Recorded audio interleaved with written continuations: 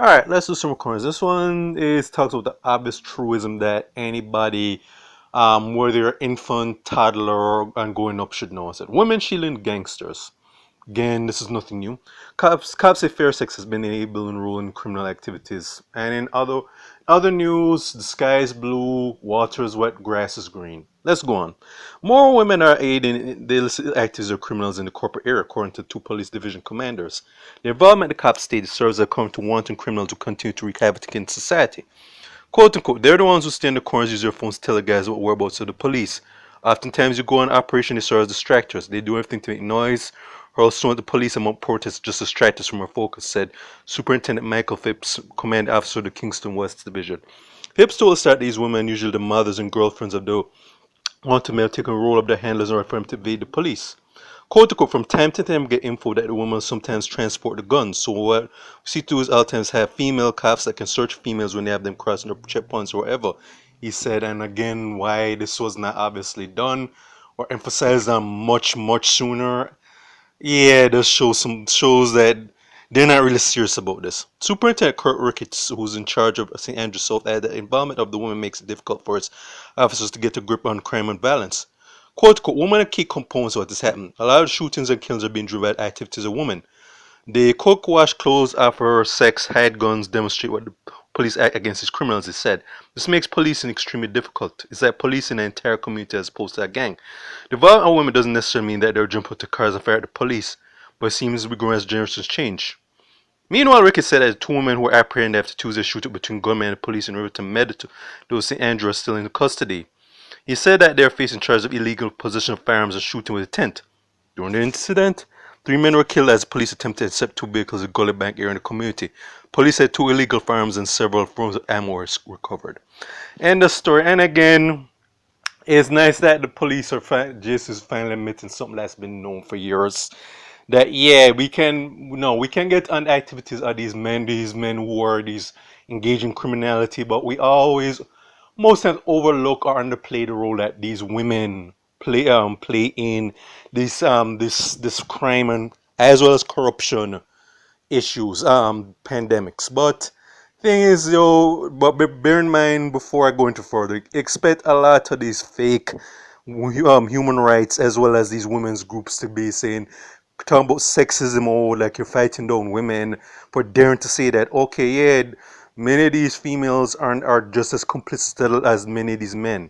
I mean, bear in mind, these women are the mothers, daughters, wives, and sisters of these criminal men. These are the ones who help aid and abet these men. More important, these ones who have to raise and support these men when they engage in criminal behavior. But again, that's been overlooked because the thing is that there's either unwillingness or this. Well, as I say, it's unwillingness because no way the law enforcement or even the so-called justice in Jamaica is that dumb. That the fact is that they don't do anything or even highlight or even think of punishing some of these so-called females along with the men. Because if they had done that, if they had said, "Hey, you want to engage in engage in these criminal activities, you want to aid and abet these rogue elements right here," okay, you're all going to be in a jail cell together. And if that had been happening, again, a lot of the crime could have been neutralized and stopped. But again, we this recording is just just to show, hey, we can as much as we can blame the men for their bad behavior, and we should. I'm not gonna shy away from that. Men who engage in the wrong type of behavior should be held accountable accordingly. So do the women. I'm not really. If you want equality of sexes, equality of accountability is part of that equation.